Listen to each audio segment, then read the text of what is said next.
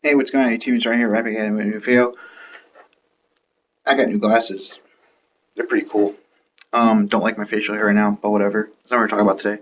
We're actually not here to talk about Black Ops 3, which will be a video tomorrow because I was like, so excited for that. Black Ops 3 trailer reveal came out. It was pretty cool. But we're gonna talk about wrestling. Extreme Rules ended about an hour ago. Just want to go over everything that happened. The first match was Brand News Barrett came out on the pre-show. He was supposed to face Daniel Bryan, but Daniel Bryan wasn't medically cleared to wrestle the night. I guess something happened. I don't know if he was like injured or sick or something. I don't remember exactly what happened, but he did not wrestle at all tonight, so he didn't defend the title. Instead, he had a match against Neville, which is a pretty really good match. A way to kick off the show. Even though it was on the kickoff, it was still like a really good thing to watch. Neville did win with the red arrow, of course. It was a really good match, back and forth. Really solid. Neville again being, excuse me, fighting. If you look at who he's been facing, it's been like, wow, they're trying to prep him really quickly for the main event scene or higher on the card before anyone else type of deal. Like Sheamus, Bad News Bear, Seth Rollins already. It's been pretty cool. But as I said, Neville's great. Can't wait to see what they do with him. Next, the first match officially of the pay-per-view was Ambrose versus Harper in a Chicago Street Fight. It was a very interesting match. It didn't end when it was supposed to end. What happened was they're hitting each other with chairs and kendo sticks, and they were trying to do tables, and it didn't happen. And then they started fighting in the back, and they started using stuff in the back, and then Harper got into a car. Ambrose jumped in the car with him. And they drove off. So the match didn't end right there. They'll come back to. We'll come back to that later. They drove off the arena. Next match was Ziggler versus Sheamus in the Kiss Me Arse match. It was a pretty good, technical match. Sheamus is a workhorse, Ziggler's a workhorse, so they put on a pretty good show for sure. Um, Ziggler won, and Sheamus was shocked. He was like, "No, no, I don't want to do it. I was just kidding. I don't really want to kiss his arse." Blah blah blah. The rest like, "No, you gotta do it. It was your match. It was your rules. You gotta do it." And Ziggler's like, "Yeah, man, you gotta do it, man." So Ziggler starts he kept teasing, like putting his trunks down, then like putting them up like a thong. Crowd's like laughing at it, and Sheamus got down on his knee and hit him with a low blow, and then Broad kicked him, and then he made him kiss his arse. So it was like pointless that Ziggler won. That didn't go through. The crowd wasn't very happy with that. They were pretty pissed about that. Next up was the tag team titles were on the line. This was supposed to be on the pre-show, but since Daniel Bryan again couldn't compete, they put him on the main show, and then Bad News on the pre-show. New Day versus Tyson Kidd and Cesaro. It was actually a pretty good match. I actually did enjoy it. I know everyone doesn't like the New Day, but they're turning around, and by turning around, I mean they're turning heel. Hold on, my cat's distracting me. And the New Day actually won, which was a pretty shocker. Kofi Kingston rolled up Cesaro and was holding the tights. Heelish move from Kofi. What? What? Kofi hasn't been a heel since he came to the damn the freaking WWE. So it was kind of cool. I am not the biggest fan of New Day, just like most of the people, but at the same time, I mean, because this is what we all wanted. Like originally, New Day was going to be like the Nation Domination 2.0. Everyone wanted it to be like that, and eventually did not turn that way. Move from the cords, I'll hurt you, I'll RKO you. Just kidding. So New Day won the tag team titles. Next up was Cena versus Rusev in the chain match. It is what it was. It was pretty good. They had some good spots and whatnot with the chain, and Cena ended up winning, hit him with the attitude adjustment. Blah blah blah. Well, actually, they both had three. Like they went that corner, like they went like this, and they fought in the middle for like the last one. Hit him with the attitude adjustment, slaps the third one and wins, or fourth one and wins. Um, we then later find out that Russo was yelling at Lana.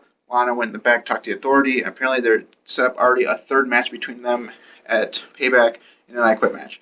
And the next up is Nikki versus Naomi. Naomi came with a new attire, very Sasha Banks looking. She had like the shutter shades and like the long coat. I'm like, you just stole Sasha Banks' gimmick. She had these awesome boots though. Highlight of the match. Her boots for sure, 100%. They're like glow different colors. Like every time she took a step, it was like different colors, like blue, green, orange, yellow, red, purple, blah blah blah. Um, it was a pretty good match for it being a Divas match. Nikki did win because Bray cheated in a sense, even though Naomi is supposed to be the heel here. The Bellas did a heelish tactic. I don't know. The Divas division is so weird with that. Like they're good, they're bad. Make up your fucking minds. Who should be good, who should be bad for sure. Um, I don't know. Whatever. Next up was Roman Reigns versus Big Show. In my opinion, was the best match of the night, which is so weird because Roman Reigns and Big Show. Think about that. Roman Reigns, Big Show, match of the night. What? Um, But it was a pretty good match. Last man standing, of course. They were using tables a lot. Because the crowd was chanting for tables before, again with Ambrose and Harper. Oh, I forgot to do that. I forgot to come back to that. After New Day won, they were in the back getting an interview. Carr comes back, hits like the side area.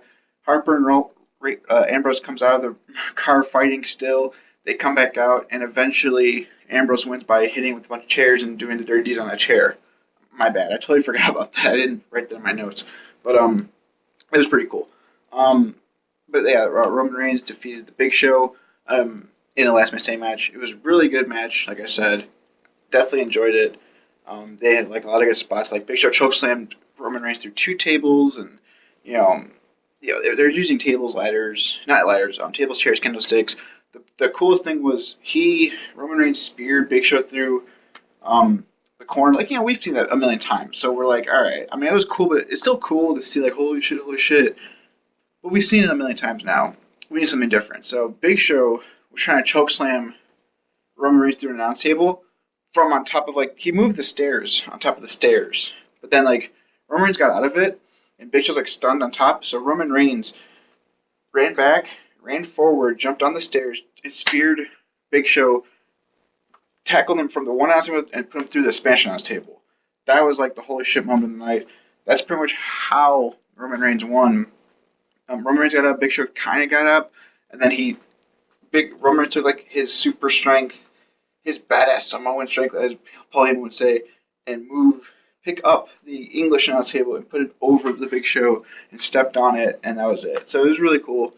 I praise Roman Reigns for that. That was a hell of a match that he did. He took some hits, he took some bumps, and he performed really well. So kudos to you, Roman Reigns.